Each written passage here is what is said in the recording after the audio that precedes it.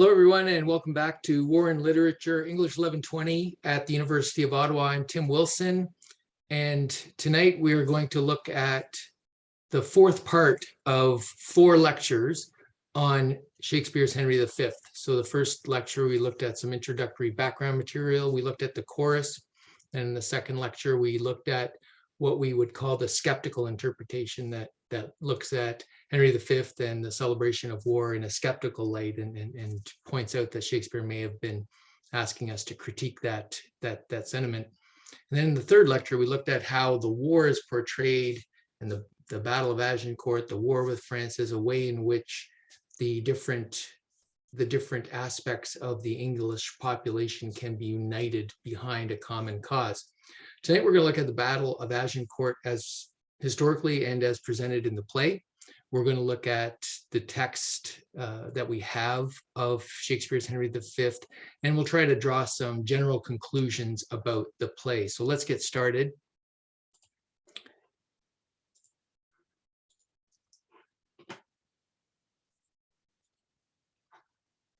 So we'll start with the Battle of Agincourt, as I mentioned.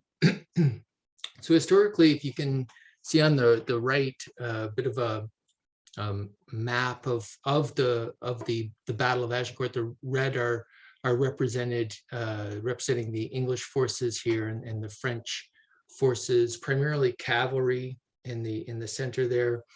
And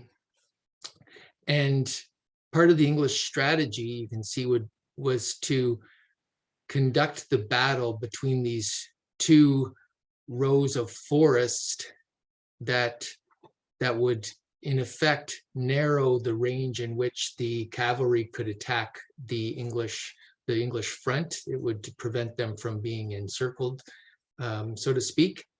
The English forces, these pyramidal structures represent units of archers, English longbows, that protected themselves with wooden pikes. And these units of archers were extremely effective in the battle. So there were 2 contingents on each flank, and they were also little spurs of archer units across the middle of the English front. The effect of this was to channel the cavalry charges into the middle, and the cavalry were getting, first they tried to attack, they tried to attack these flank archer positions, and were mired in the spikes. They were beaten back by the hail of arrows from these English longbows. And then in the subsequent attacks, they went down the middle of the English front, so to speak. And again, these spurs of archers funneled them into the infantry wedges there, where the attack became concentrated and narrowed, and they couldn't bring their full force to bear across the English front. And corpses were piling up on these narrow channels across which the French were funneled through these effective longbows. So these longbows were kind of an English secret weapon almost, in as much as they were able, with this yew tree that they were using as the tree for these longbows, to produce missile weapons that effectively were able to penetrate the knight's armor. Because of the arrangement of these archers in the battle, it was almost like World War I, where we, with the use of machine guns, you had basically a killing zone with crossfire as people tried to advance across that front. The other thing I'll point out is this is probably the last battle that we'll see a long, large contingent of mounted knights at all try to be the sole strategic force for a major battle. So in some ways, looking back, military historians look back at this battle as marking the end of medieval warfare, in the sense that it marks the end of the dominance of the mounted knight. Here, the mounted knight was shown to be largely ineffective if countered with infantry and yeoman archers in a well-designed defensive front. And then, of course, that was only exacerbated with musket and small firearms later on.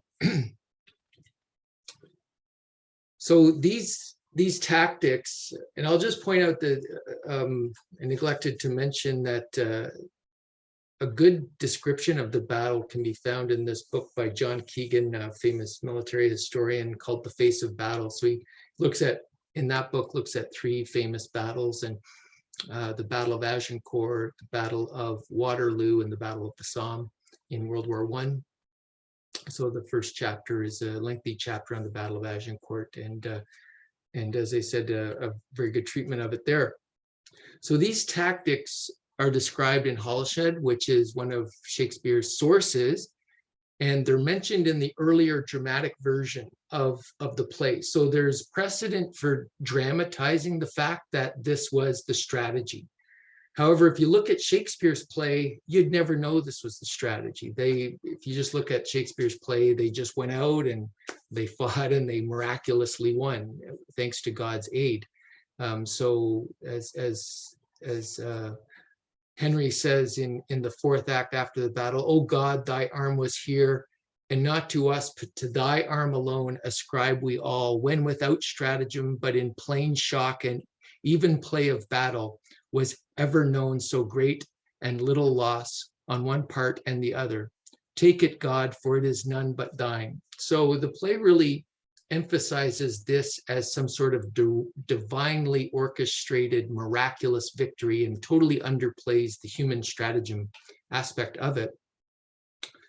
So we could say that in this sense, Henry is casting himself on the model of Moses or Joshua in the Hebrew Bible, a ruler who leads and unites a people.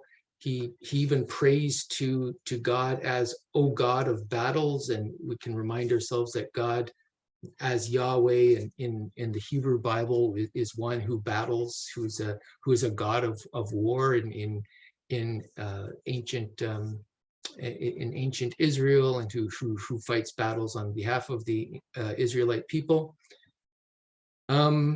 But we should also remind ourselves that this is also a political act, potentially, on the part of Henry. He's trying to present the appearance of piety that will gild or will kind of decorate his monarchy with the aura of holiness. And remind ourselves again that the clergy at the beginning of the play say that the age of miracles is over. So that seems to be in contradiction with what Henry's saying, that this was an example of a miracle. So again, maybe this is an example of Henry's Machiavellian policy. He discusses, Machiavelli does, the ancient Roman practice of securing popular support for the state with the pretense of piety. So using religion as a political tool. And the wisest leader, Machiavelli says, are those who, quote, foster and encourage religion, even though they be convinced that it is quite fallacious. And the more should they do this, the greater their prudence and the more they know of natural laws. This is from the Discourses. So we see another example of this type of Machiavellian policy in Act 3, Scene 6. Henry's discovered that his old friend Bardolph has been charged with the crime of looting a church, and he orders that this old friend be executed. And he says, and this is a famous little speech, "We would have all such offenders so cut off, and we give express charge that in our marches through the country there be nothing compelled from the villages, nothing taken but paid for, none of the French upbraided or abused in disdainful language. For when lenity and cruelty play for a kingdom, the gentler gamester is the soonest winner. So I think this is, if we compare this to Machiavellian, The Prince, where he says, a prince must not worry if he incurs reproach for his cruelty, so long as he keeps his subjects united and loyal. So Henry's decision to execute Bardolph is an example of cruelty, but he ameliorates it, this example of cruelty, with reversing the sentiment and emphasizing the lenity within the same statement, that he wants to win over the people of France with the appearance of lenity, or being lenient with them. So let's turn now. So we looked a little bit at the Battle of Agincourt, and the main point I want to make there is how the English historically won through despite the great odds, because of certain factors in the way they deployed, their use of archers, what have you. And none of that is really referred to. The dominance of the yeoman archers is not referred to at all.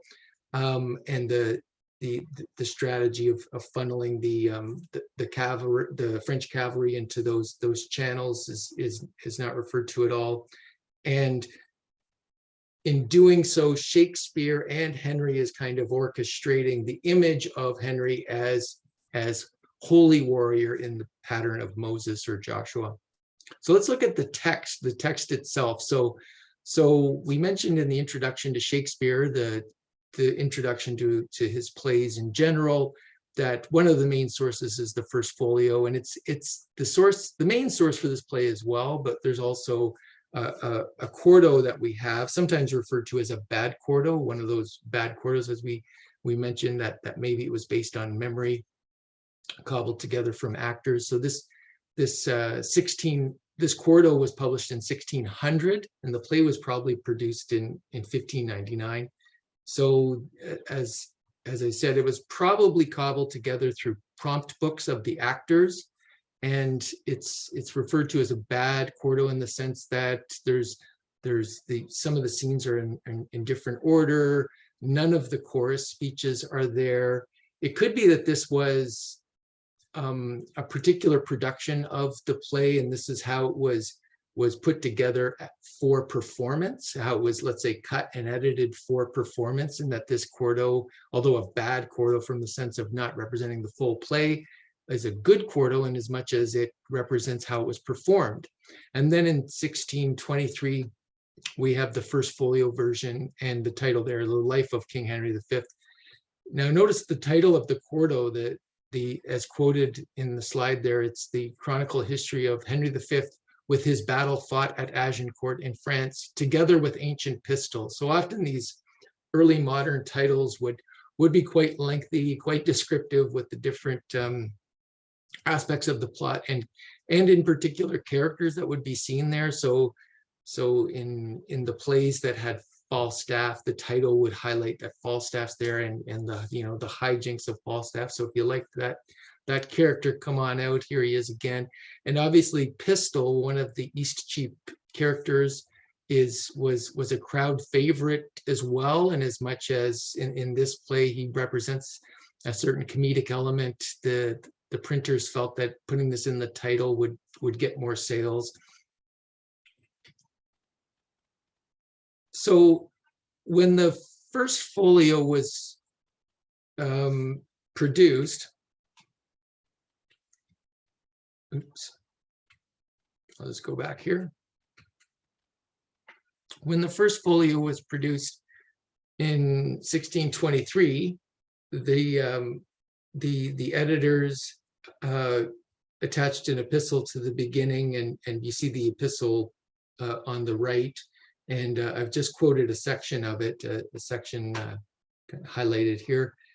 As where before you were abused with diverse stolen and surreptitious copies, maimed and deformed by the frauds and stealths of injurious impostors that expose them, even those are now offered to your view cured and perfect of their limbs, and all the rest, absolute in their numbers as he conceived them. So the editors are pointing out that you've probably got, if you think you know Hamlet or you think you know Henry V, and you don't need to buy this because you've already got it, you've got versions that are bootlegs, to use that comparison to the movie, to the act of movie pirating, and the quality's not there. They've been deformed, and they were produced surreptitiously with parts missing, these types of things. And here the plays have been healed, so it's an organic metaphor that each work is an organic whole, like a body, and here they've restored the limbs that may have been detached in those earlier versions. So Henry V is one of those examples where there had been a Quarto produced, as I said, with items missing, with the chorus missing, that type of thing. And what does that mean? So, well, if the 1600 Quarto is an example of editing of the text for the purposes of production, and since it doesn't have those choruses, it means that the actual production had less of the ironic counterpoint between the chorus and what was presented. One of the main arguments of the skeptical reading is how we're meant to see disjunctions between the chorus's over-the-top celebration of Henry and the English victory at Agincourt and what is actually portrayed in the scenes. So if you don't have the chorus, what you get is let's say a rather straightforward presentation of the events, and less of an ironic counterpointing of the celebration versus what actually happened. And then in Act 5 in particular, we would notice that the chorus there is potentially cut due to the allusion to the Earl of Essex. So the chorus of Act 5 alludes to this Earl of Essex and his campaign at the time, summer of 1599, in Ireland. So he was conducting a military campaign there, and the chorus talks about how Henry returned to London and was celebrated like Caesar, and makes an allusion to, and potentially like, a new Caesar that we'll have returning from Ireland shortly. Since that time, since summer of 1599, the expedition was a failure, and then later Essex was attached to a failed coup attempt against the regime. So references in praise of Essex would have been, in performance around that time, would have been very dangerous for the company, and that would have definitely have been edited out. So the miraculous victory, we know that in the play there's 10,000 French dead and only 25 English, and so what we're presented with is this very comedic ending, this in the sense of comedic, in the sense of a happy resolution to all tensions. We also have an ending with a comedic structure as well, in the wooing of Catherine. It has the feel of one of the comedies, in ending with a marriage, with the bringing together of a couple. But the epilogue reminds us, so this is the chorus at the end of the play coming back, and the epilogue reminds us that all will be lost. So it kind of pokes a hole in that happy ending, that comedic ending. So in 5.3, the epilogue refers to the horrible mismanagement of the state by Henry's successors, that they lost France and made his England bleed. And so the ending of the Quarto without this epilogue would have been more positive. And so it would have been more positive in this sense, but also in the sense that it lacked the ironic contradiction between the chorus and the actual play as performed. So at this point, I'd like to wrap up and draw some conclusions with the overall takeaway, let us say, from the play.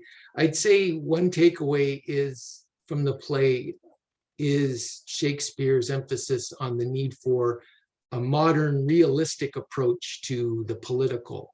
So there, and this comes back to the Machiavellian theme that I've been talking about a few times. So, for instance, in The Prince, chapter 15, Machiavelli says, "A man who wants to act virtuously in every way necessarily comes to grief among so many who are not virtuous. Therefore, if a prince wants to maintain his rule, he must learn how not to be virtuous and to make use of this or not according to need." So rather than virtue being the goal of ruling, effective ruling is around securing power, and that can mean being virtuous in a traditional sense or not.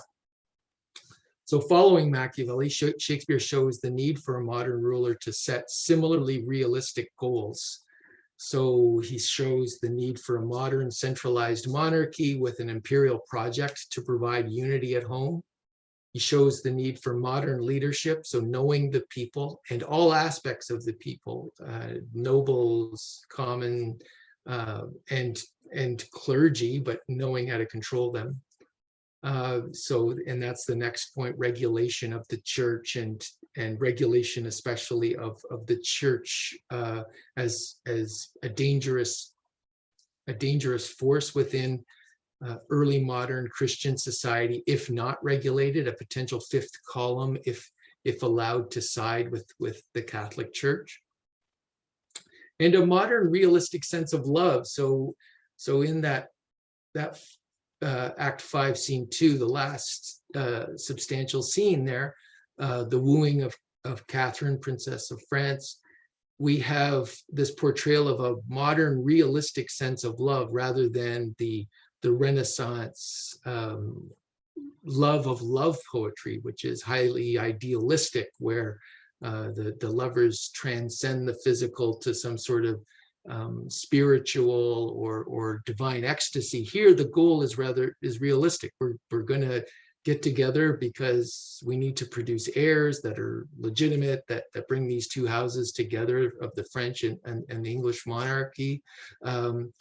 And it's, in particular, what's eschewed there is the courtly love convention of dying for the love object. So I'll refer you to a few lines there.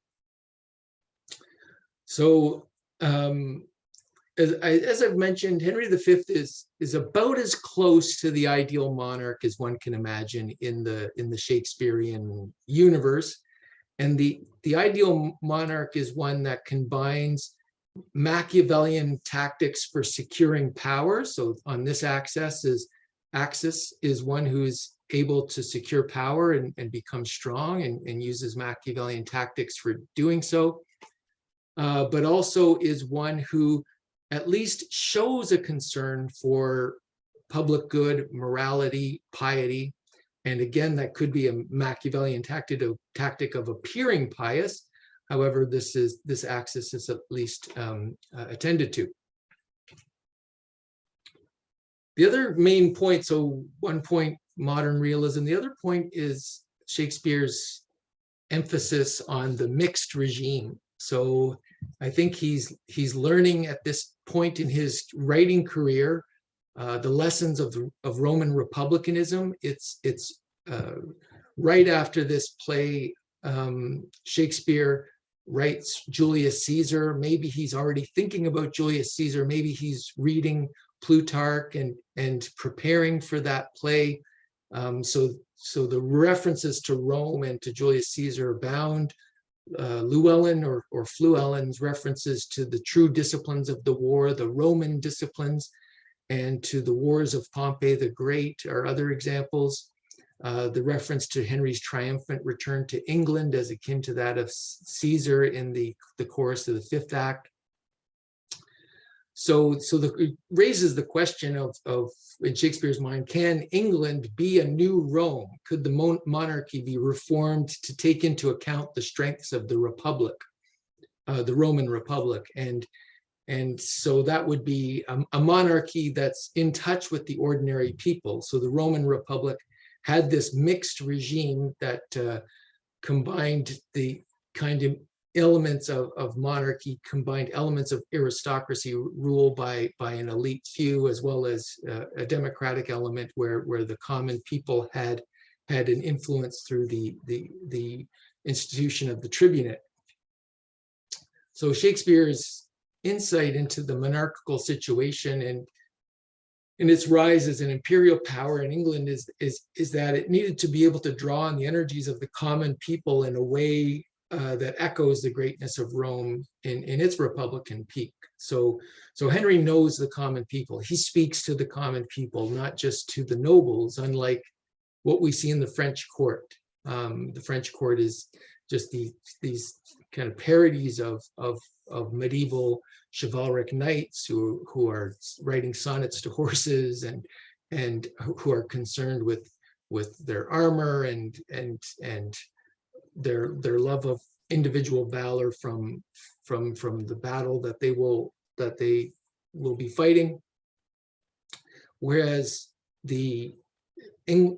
Henry appeals to the people as a nation, as a united nation. He appeals to their honor in the sense of a collective honor, let us say, and he appeals to the nobility of all. He tries to at least appeal to the nobility of all, the potential nobility of the common people as well.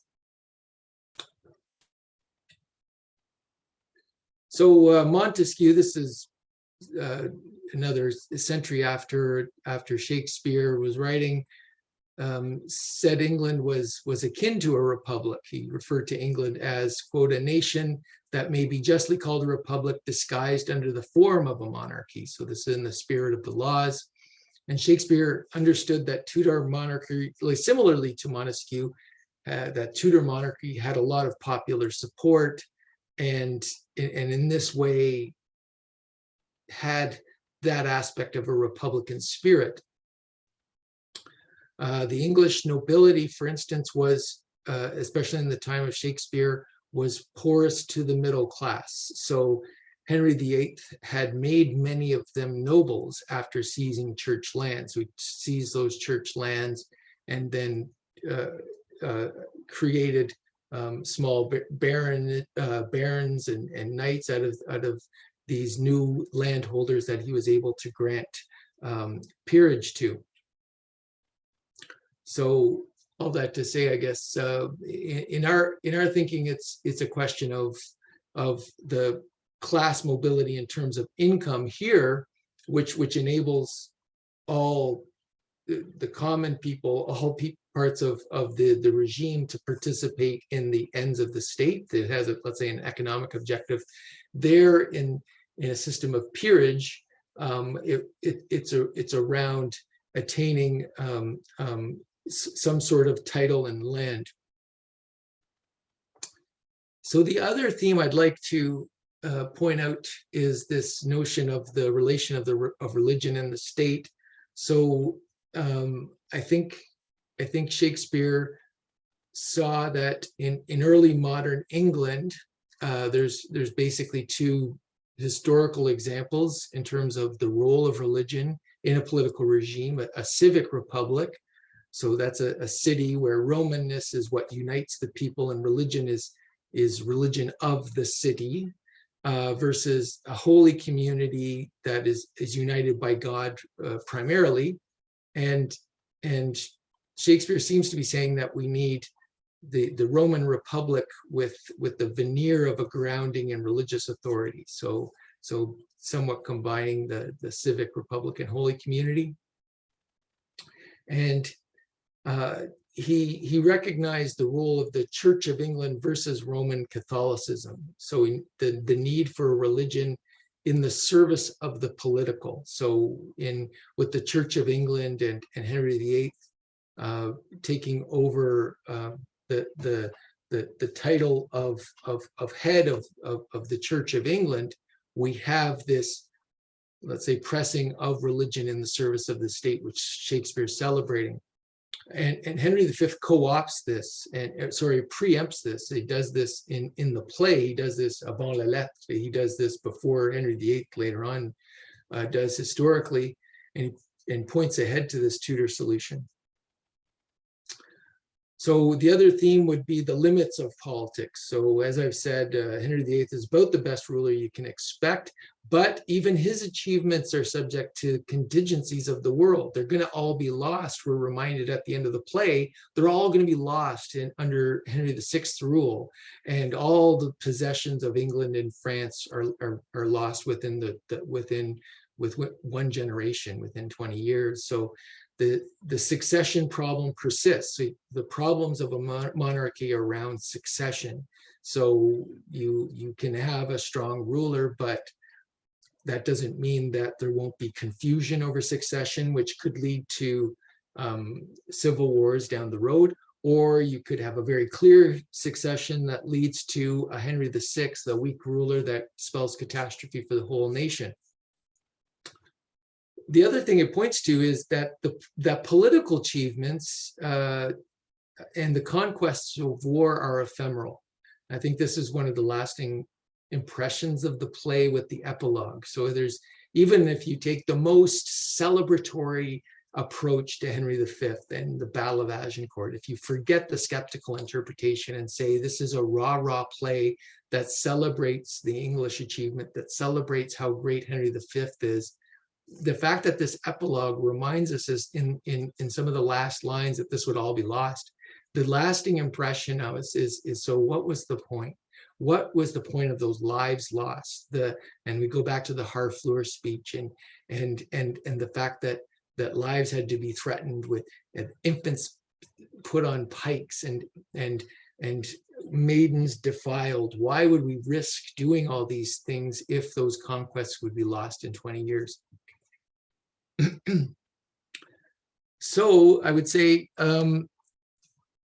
you could see in Henry in a number of ways, if we wanted to summarize how we see Henry as a model of Christian kings, so as a good king. So to use that first metaphor that from Norman Rapkin, let's say that's a rabbit in the image of the rabbit duck that can be seen as both.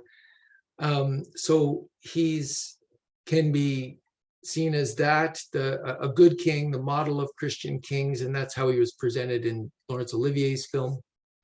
We can see him as a crafty Machiavel, so Machiavel in the evil sense, that notion of Machiavellian policy that was presented in early modern plays as strictly evil without a sense of the redeeming features.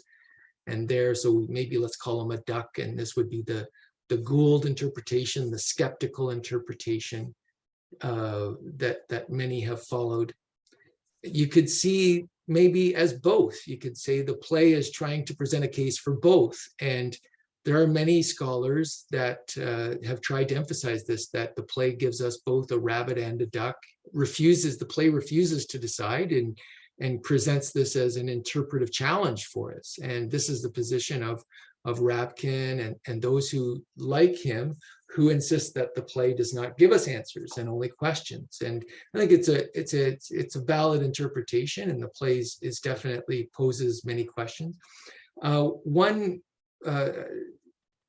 rather than this both and, the final position could be that the play presents kind of neither good nor evil, and in the traditional sense, and that maybe the play presents Henry as neither rabbit nor duck, but rather as someone who's able to combine classical and Christian virtues. So it's not good or evil in a traditional sense, but a Machiavellian policy in kind of its benign sense of trying to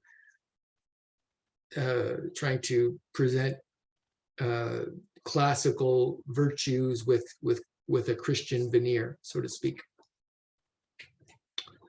So with that, I will stop the presentation. I'll end this lecture. That was our last lecture on Henry V. I hope you enjoyed the play. I hope the lectures were useful in guiding you through them. In our next class, we're going to look at World War I and its effect in relationship to literary modernism, a fascinating period of literary history as well as military history in terms of the real climax of industrialized warfare and the horrors that bring, and horrors that are reflected in modernist literature written at the time period as well. So looking forward to that, and I'll see you later. Thank you.